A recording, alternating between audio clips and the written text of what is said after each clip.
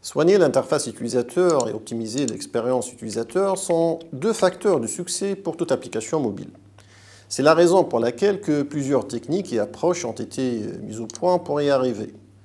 Commençons donc par la technique du wireframing. Le wireframing consiste à préparer les maquettes des interfaces graphiques des applications mobiles. Ces maquettes permettent de discuter les choix de mise en page et d'avoir une conception claire à suivre lors de l'implémentation de l'application. De plus, ces maquettes permettront d'identifier les relations et les enchaînements entre les interfaces. On parle alors de scénarisation. Alors pour préparer ces maquettes, il est possible d'utiliser des outils basiques, tels que des feuilles et un crayon. Et on peut bien sûr utiliser des outils informatiques divers, tels que l'outil Pencil à titre d'exemple. Ceci aura pour avantage de ne plus se poser des questions sur l'interface utilisateur, sur la scénarisation et sur l'expérience utilisateur lors de la phase d'implémentation.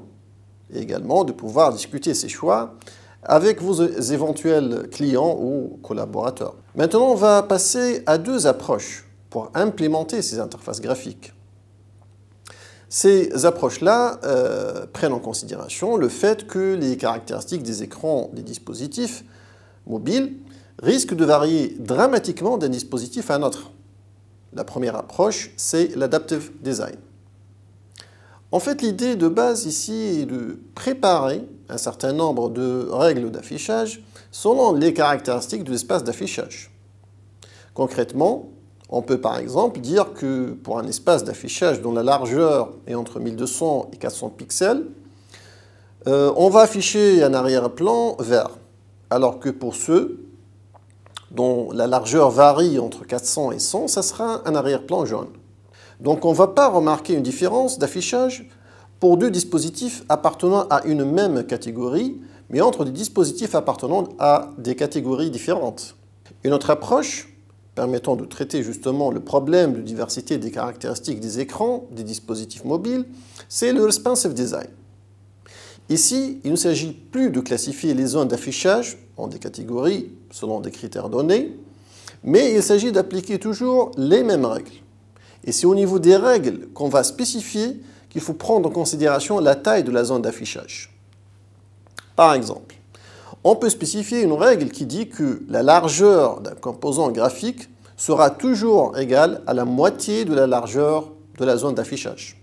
Donc, contrairement à l'adaptive design, le responsive design propose un affichage qui répond d'une façon fluide au changement de la taille de la zone d'affichage. Finalement, on va parler de la notion de ligne directive ou guidelines.